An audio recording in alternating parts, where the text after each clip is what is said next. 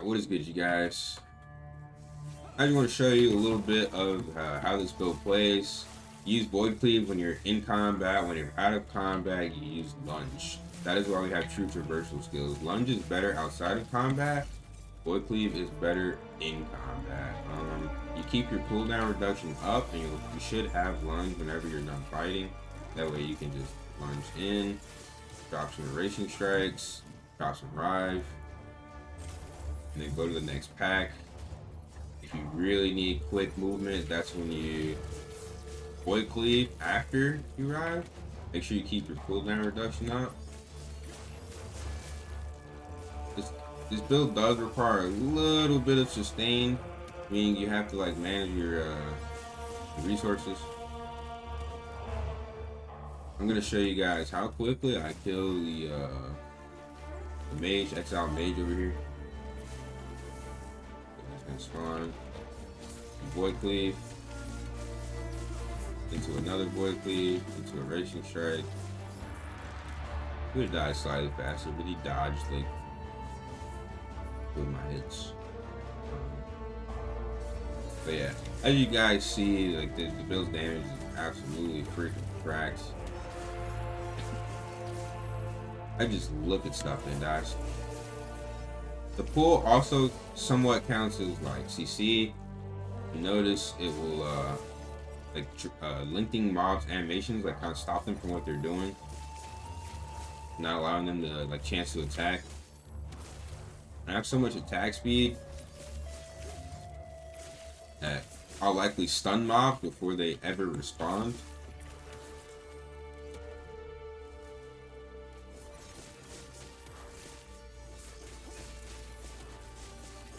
Yeah, I see the like positioning mobility that you have when you lunge into a Void Cleave. Yeah. Mapping on this class is just so good. As you guys saw, like I never dropped below like 100%. But yeah, I'm gonna go ahead and show you guys some boss clips here next, and then you guys can see the build. But yeah, thanks for watching, fam. Alright, so as you guys can see, majority of this fight, I'm pretty much repositioning with Void Cleave into a Erasure Strike, keeping mana sustain with Rive. That's the majority of the combo. You keep your cooldown reduction up with Anomaly, your crit up with Anomaly. You can also freeze boss animations with Anomaly if he's going to do an attack. But yeah, I take very little damage this entire fight. The only time I take damage is when I'm literally just standing in mechanics because I didn't want to move, or I moved a little too late, but it doesn't really matter because I take literal negative damage, and I do insane damage, execute at 10% health, and we're on to the next. Alright, so this is the last clip I want to show you guys of gameplay for the video. Here I'm fighting a 200 corruption monolith boss. This is a Shade of Orbis. Alright, so multiple times here you'll see me literally just like tank mechanics. But like you'll also see here the insane damage. The output on this damage output on this class is amazing. Here you'll see me standing in the poison for like 4 seconds. Barely even noticed because I wasn't taking damage. I was just healing through it. Get hit again, just heal right back up. Yeah, literally just skipping phases. This does not feel like a corruption boss. He just got face rolled. Shit. Was that a corruption boss? Didn't feel like it. What is good, you filthy last Epoch players? Welcome back to another video. Today I'm going to show you my healing hands plus Void Cleave build. This build combines all of the damage of Void Cleave and Racing Strike with insane damage DPS with Healing Hands and Rive. Healing Hands is proccing on almost every single one of my skills. It's proccing on Void Cleave, it's proccing on Racing Strike, it's proccing on Rive. Not only am I getting insane like quick AoE bursts, I'm also getting insanely consistent DPS. This build has insane survivability. I'm able to just completely just tank certain mechanics from my health regeneration, my life leech. Yeah, let's hop into it, man. I'm excited to show it to you guys.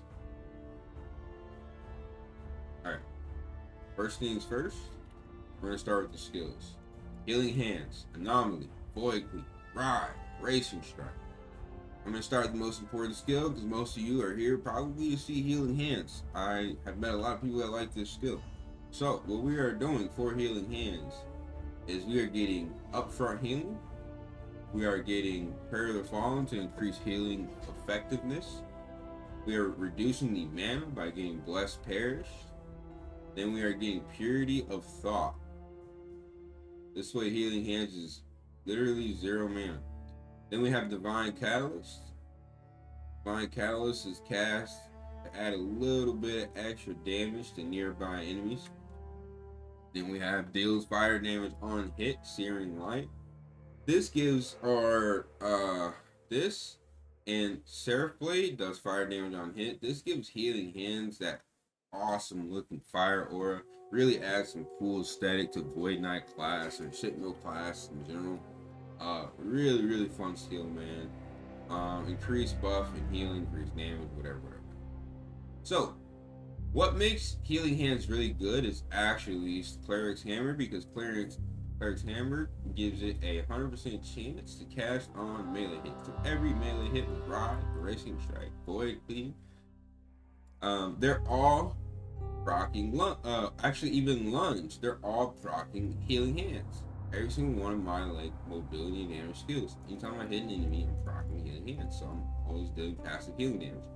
Then I'm getting crit bonus from Anomaly. I'm getting extra life leech from Anomaly, from Time Bubble.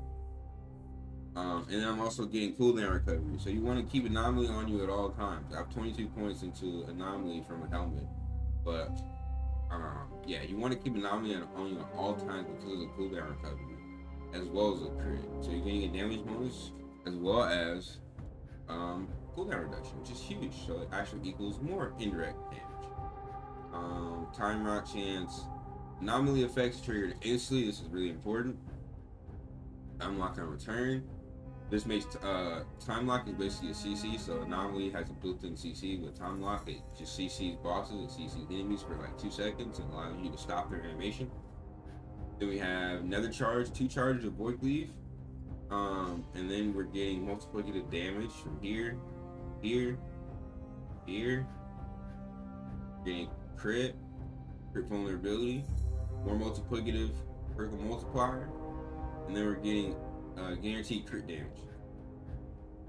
The skill Void Cleave is all about the charges, the guaranteed crit, and multiplicative damage. So basically I'm using Void Cleave to cancel my Rive into a Racing Strike to go back into Rive. It's a very good but very specific DPS rotation.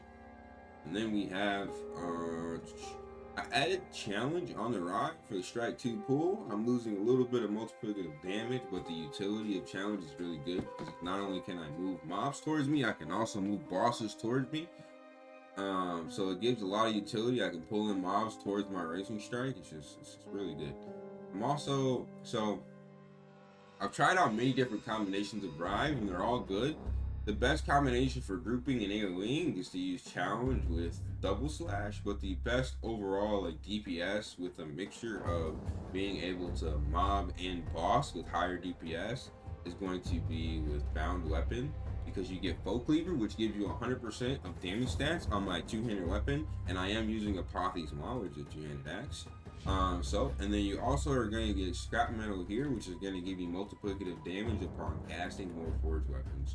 So I'm getting stacking multiplicative damage the longer I fight, and I'm also gaining base damage from my skill. So the damage is scaling. I did have to take out 1 point of Ripples of Oblivion, which would have been 5% multiplicative damage for the stacking scrap metal. So I'm losing a small amount of upfront damage for the multiplicative damage that scales. I'm getting void damage, and then void damage for vitality because I'm using an axe. So my void damage is scaling with vitality because of this skill or this passive.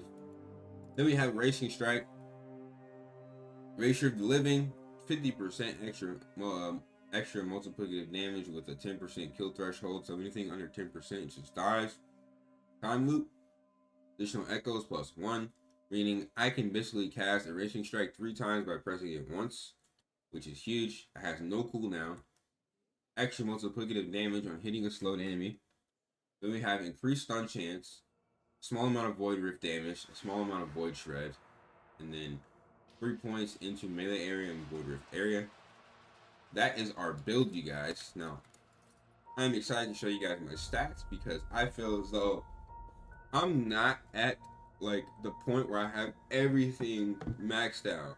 I'm still have some upgrades, yet my stats look so good. They look so fucking good. Dude, 79% armor. All my resistances are 75% maxed.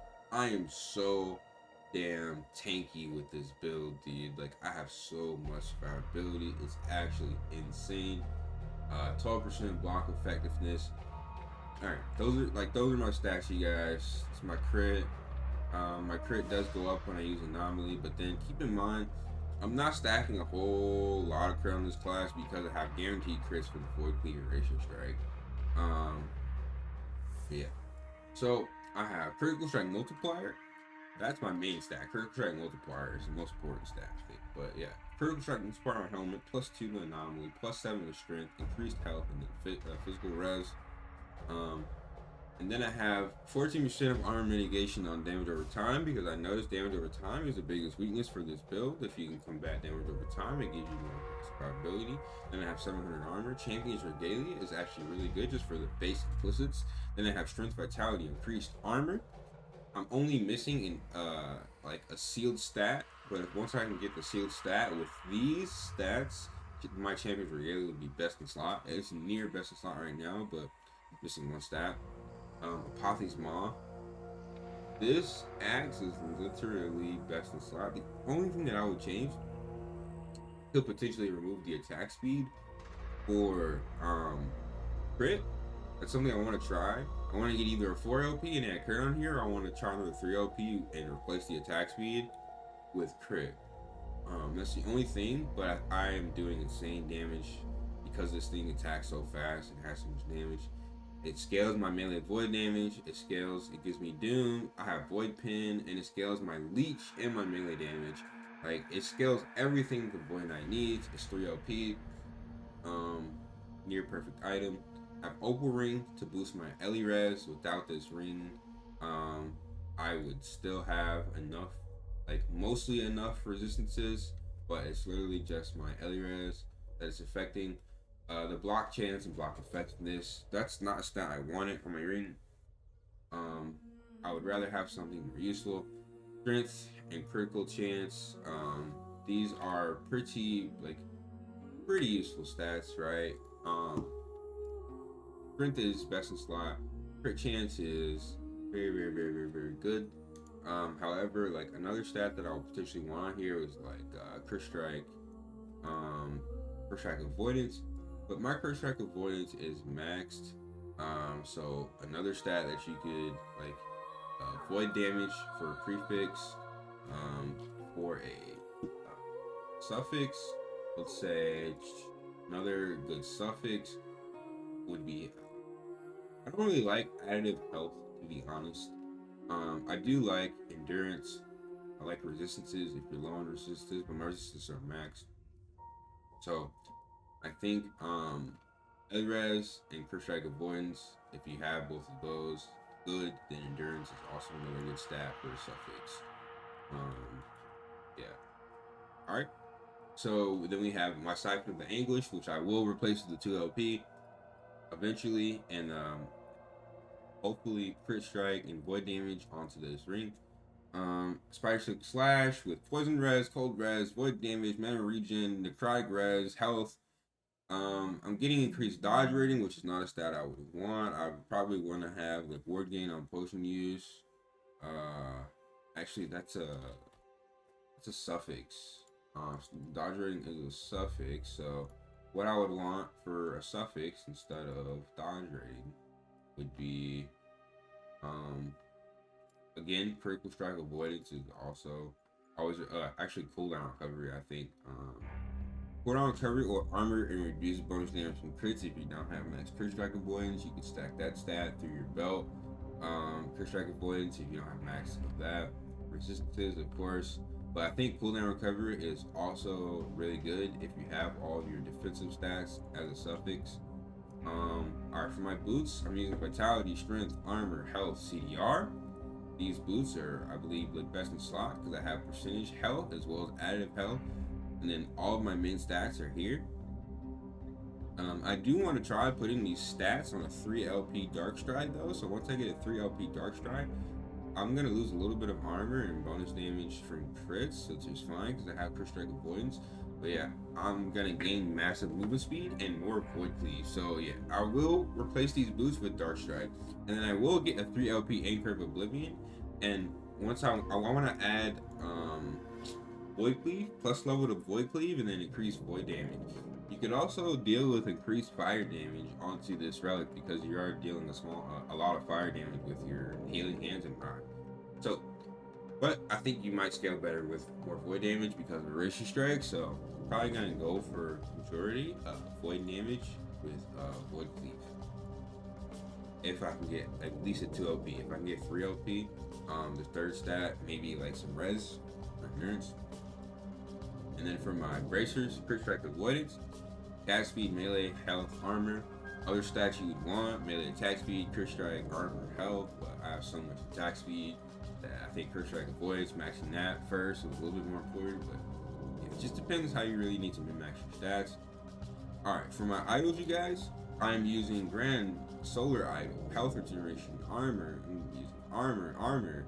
Notice I'm using double armors for my ornates, and then for my small ones, I'm using health regen and armor. So basically, I'm literally just stacking all defensive stats with my idols because we're immortal, dude. This build is literally immortal. It is absolutely like it's so hard to die, man. You literally have to AFK your brain.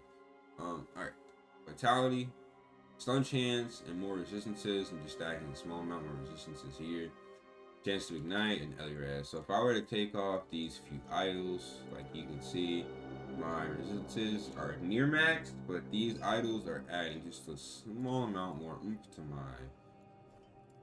my res, just to make sure that I'm getting what I need. Eventually, once I get more vitality, I will replace this idol because that's mostly what it's for. There was a point where I needed poison res, but I'm pretty good now. Alright, but we'll come back to that. Alright, now let me show you guys my passives. Okay, so 8 points for my strength. Strength is going to scale all of my damage, and I'm also getting resistance. Then we have armor, and then 10% DR. We're only getting 2 points in this for this cooldown reduction on traversal skills, which is Void Cleave. And then we're gaining maximum amount of health on Rive. This is really important for this build because it just gives you more sustain. That's in base Sentinel. And then we're going to go in the Void Knight tree. We're getting 4 here in Abyssal, 2 in Temporal Corruption. We're going for the increased critical strike multiplier in Void Corruption.